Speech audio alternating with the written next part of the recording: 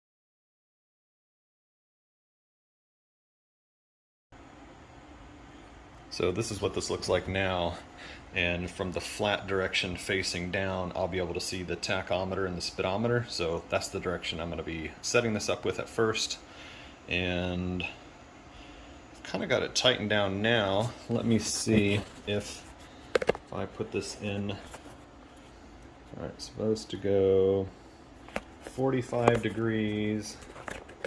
Put it on at 45 degrees.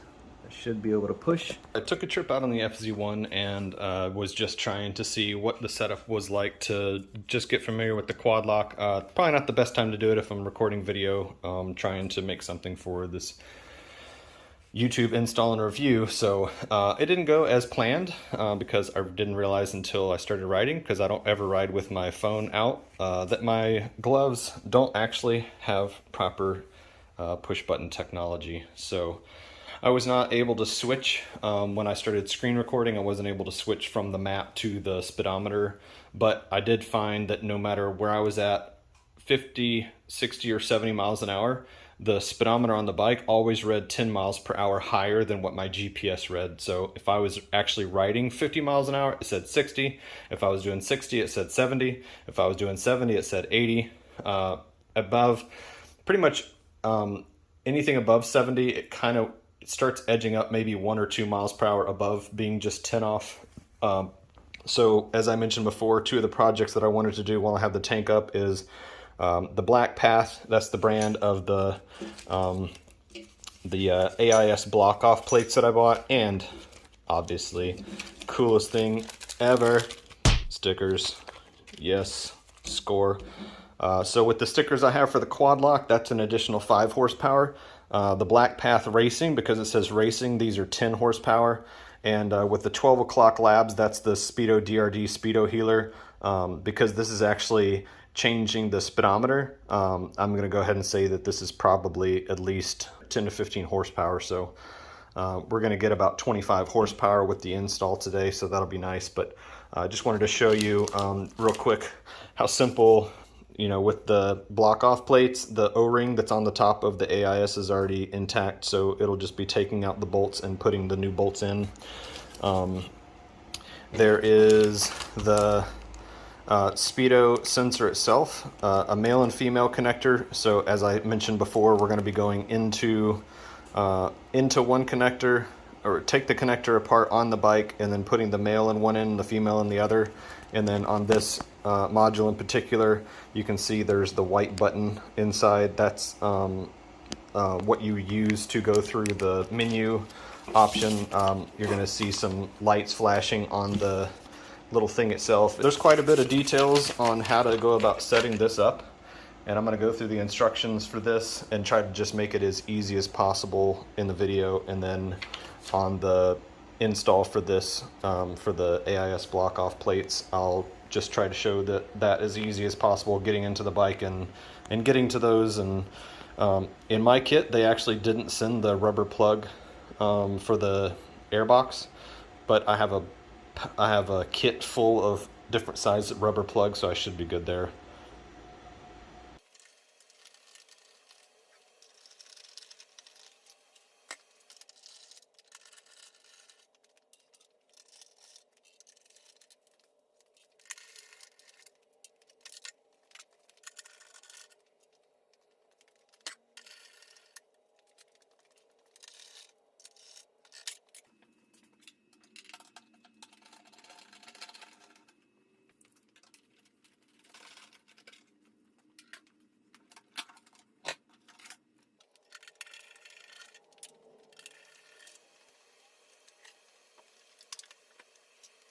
Alright, so what I've done, instead of using something that's propping on top of the Airbox and going up to here, I've actually got a cam strap right here.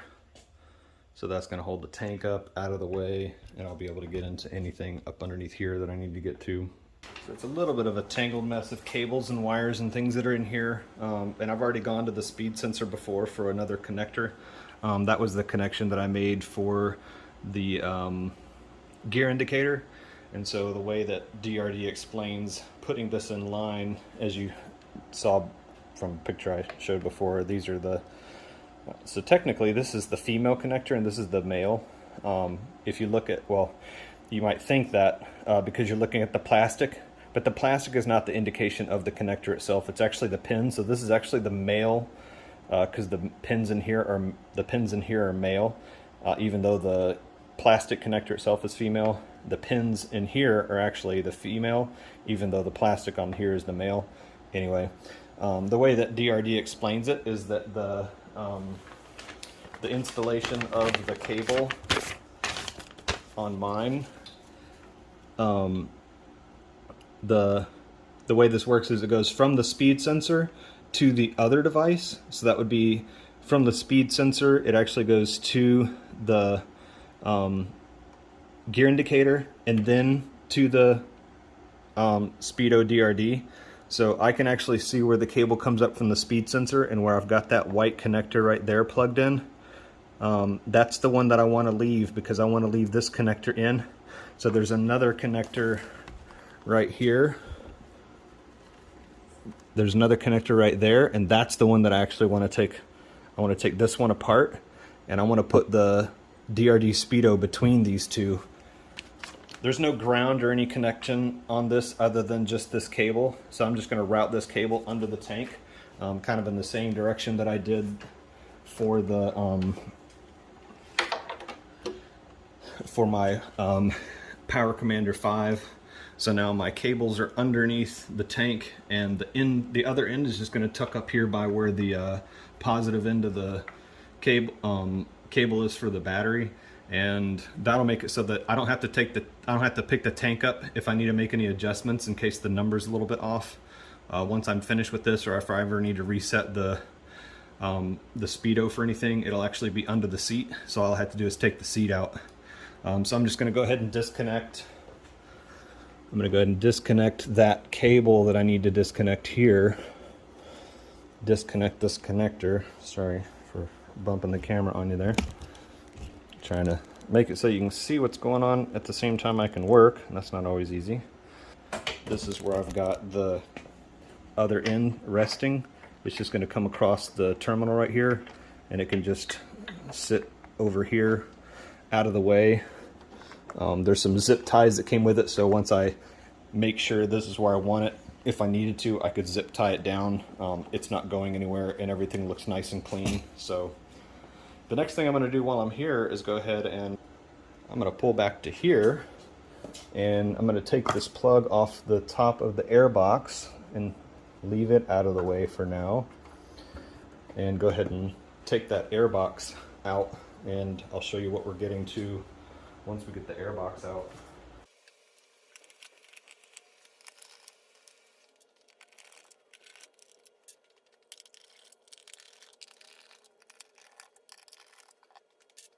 All these screws are the same length, so you don't have to keep track of where the screws go or anything like that.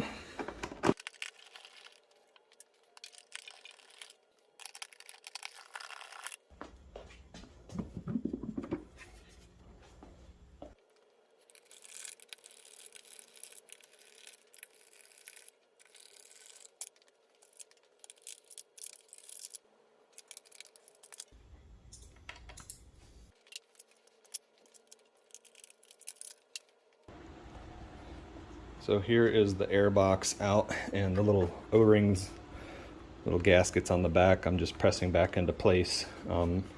They're good, there's nothing wrong with them. Don't get them twisted, but that's just stays in there. Let's see here.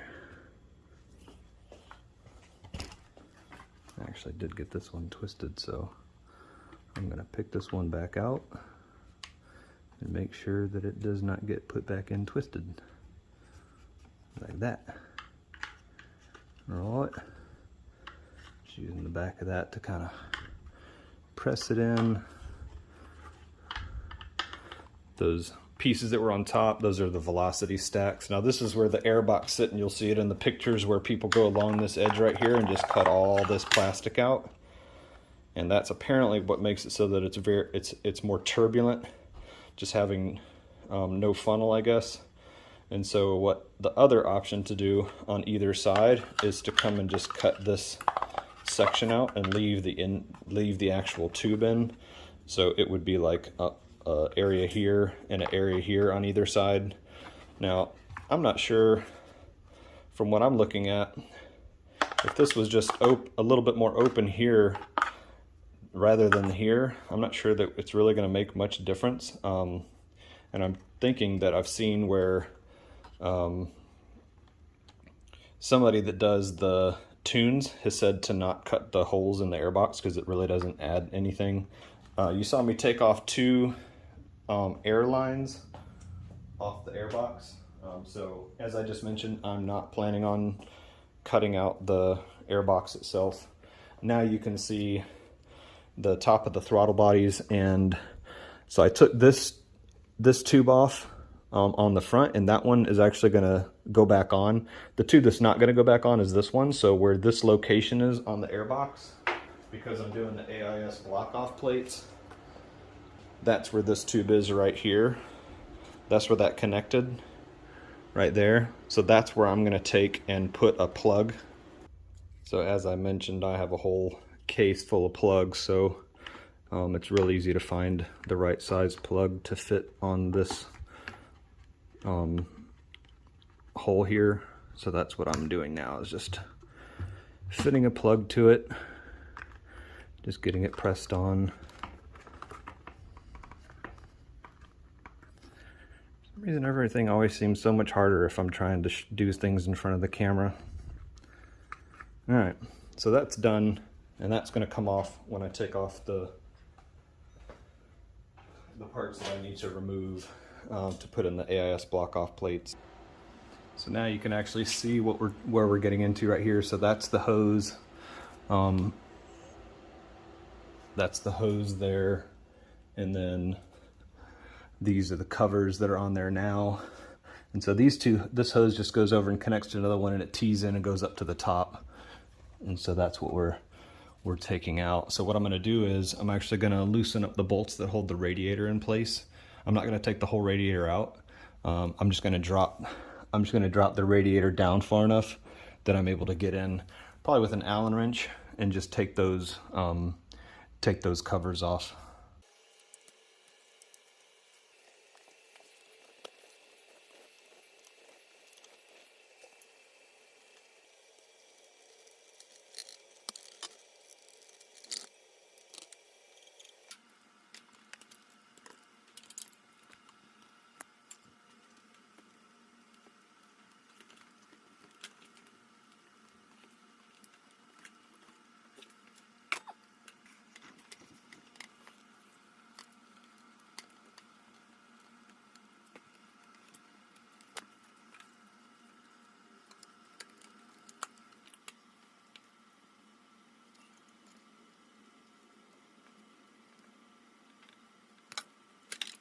So that just has a little nipple that goes through the top.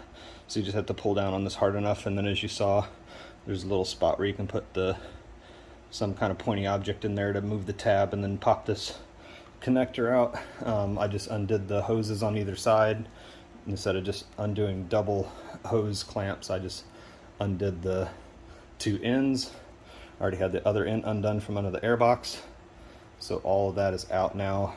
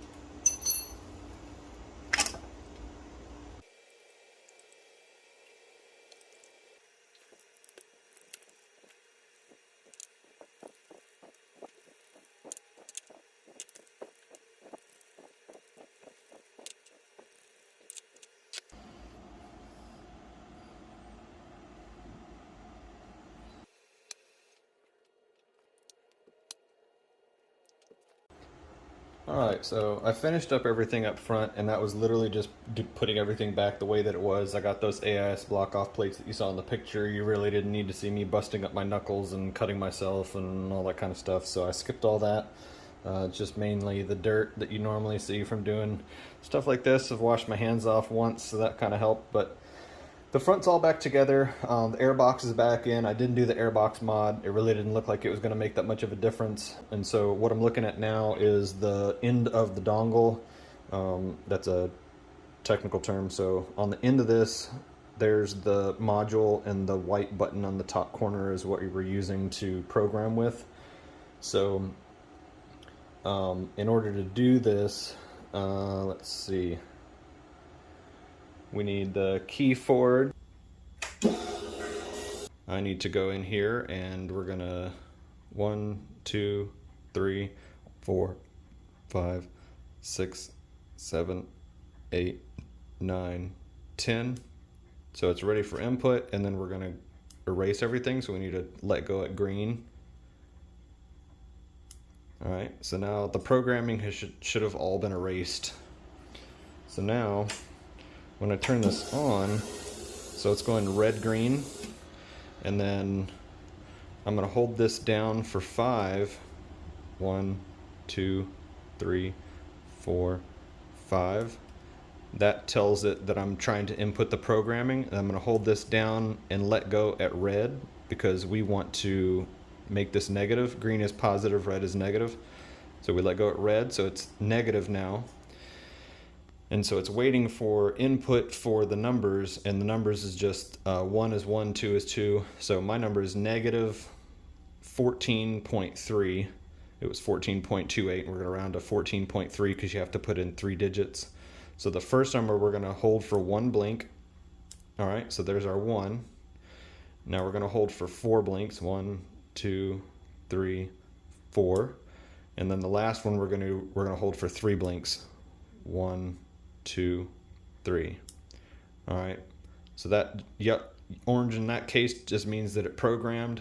So at this point in time, it's been programmed, and I should be able to hold this down for 2 blinks, and it'll actually read back what we're looking at. So it should be 1 fast blink and then a pause, 4 fast blinks and a pause, and then 3 blinks at the end. So let's see what that looks like. 1, 2, 1. 1, 2, 3, 4.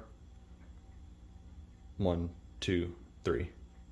All right, so now it's programmed with the negative number to tell it that it needs to adjust 14.3% in order to calibrate the speedometer. So far, everything is working beautifully. AIS block-off plates, got the new quad lock phone mount, and got my SpeedoDRD, that's 12 o'clock labs makes that. My speedometer was off 10 miles per hour. I did a pre-ride and noticed how far off that was, and then I did a post-ride, and it is spot on. I mean, it was 14.3% off. And so I made the adjustment. We saw the programming, how to program. It's pretty simple. Once you get the hang of it, I'll probably write out some kind of step sheet or something so you can see how to do it. It's a little bit easier than trying to remember how many times you hold the button or push the button, how long you hold the button kind of thing. So at 60 miles an hour, it is spot on 60 miles an hour. Getting to the point where I'm holding steady on the throttle and the speed on my GPS is staying the same. Like I said previously, when I was at 60 miles an hour, it said 70 on the speedometer. And now this time around, when it said 60 on the GPS, it said 60 on the speedometer. So it has resolved the speed being off. So now I'll take the time to get out there in the daytime and take a look at some of those old numbers and figures that I had. First gear at 3,000 RPM, first gear at 5,000, and whatever the speeds were.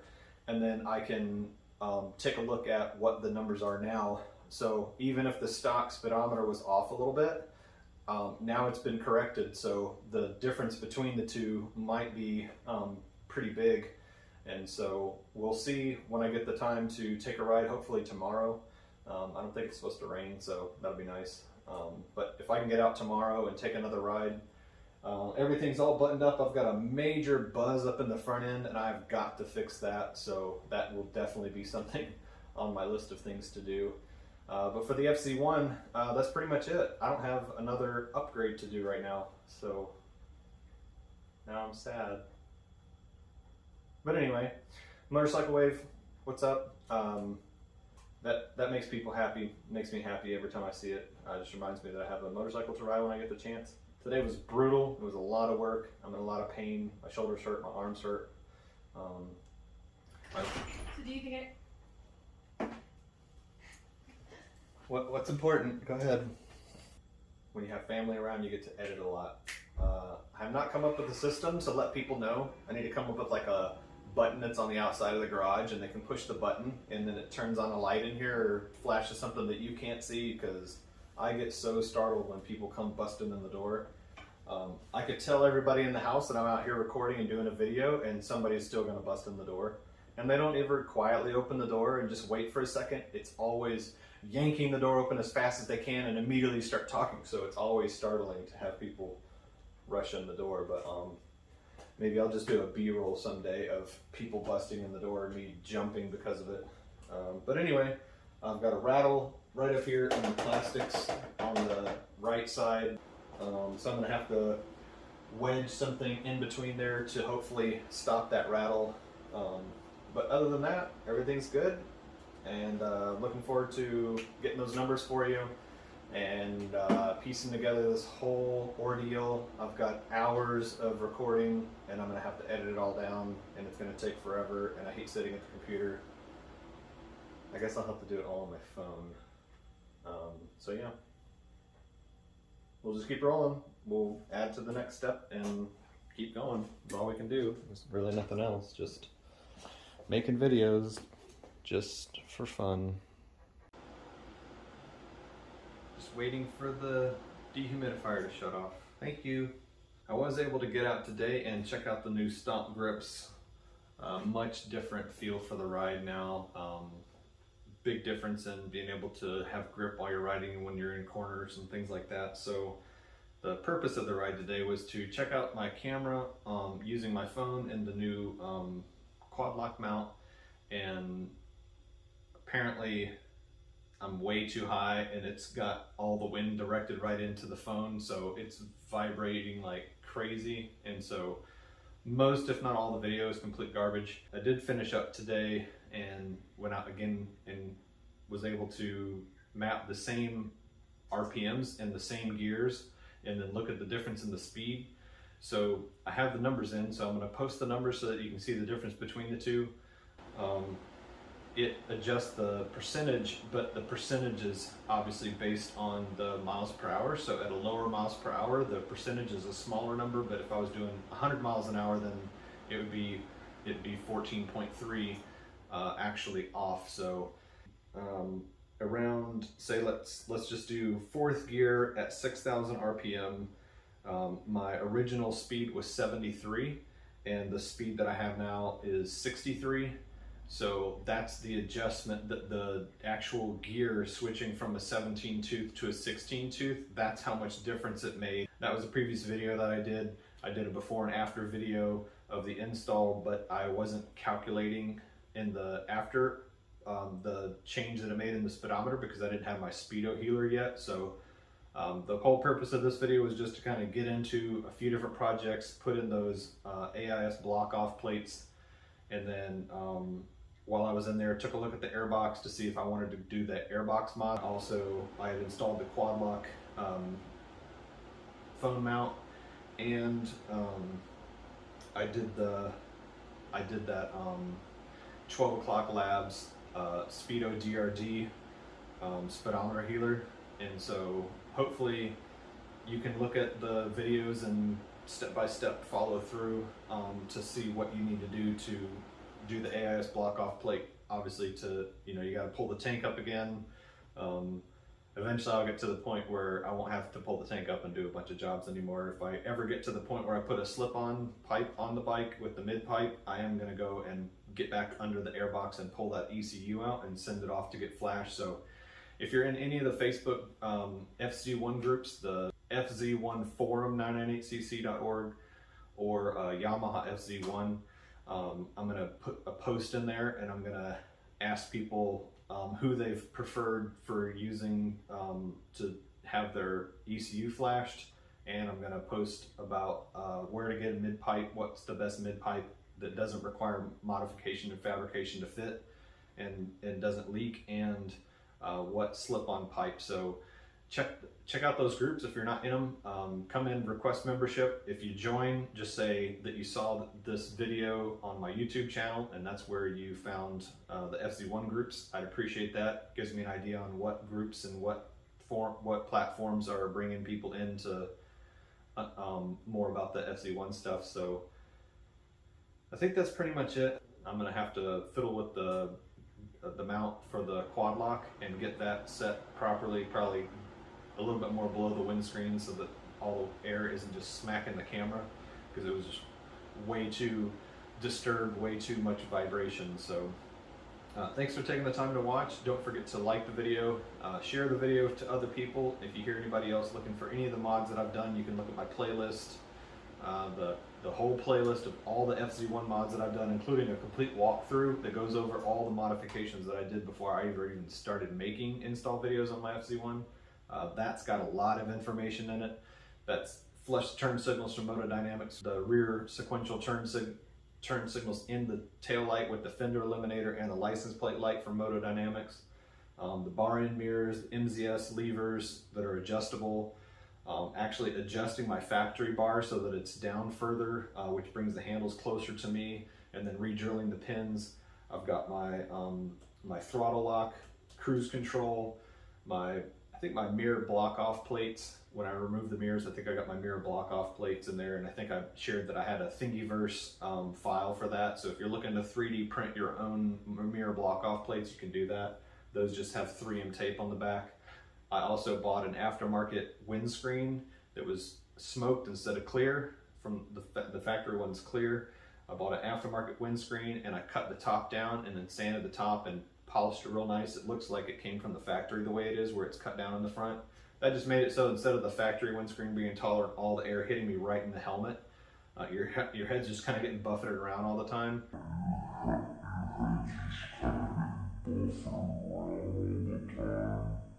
I like the shorter windscreen. My old bike didn't have any fairing on the front at all, so I'm used to just getting full air. It just hits your whole body. But the actual problem with the front cowl on this was that the windscreen actually diverted all the air to my face. So now with it cut down, it diverts the air kind of more in this area, and it's just a lot easier to just handle the force of the air on my chest instead of it just hitting me in the head. I don't think I have a video for the Corbin seats. I found these on one of the Facebook groups that I was in. Somebody had these for sale. I picked up the front and the rear with the rear, y'all call it pillion in the UK, I believe, but the passenger seat, I don't ever ride two up, so I don't have the passenger seat's backrest on, but there is a backrest that comes with it. I got that with it, and mine are actually stitched with the white lettering, so the black seat with the white lettering matches the bike real well. So all in all, if you have any questions about anything that I've done in the past, you can hit me up on the Facebook groups, or you can reply to any of the videos that I have. I look at all the replies to anybody that makes any reply on any of the videos, makes any comment on any of the videos that I made. So check out the playlist, that'll be in the description. And yeah, I'm not going to take up any more of your time, so make sure you subscribe. I think I'm at about 787 subscribers or something like that at this time, so I'm still trying to keep bumping those numbers up, and I appreciate everybody who's subscribed so far. I'll see you on the next run.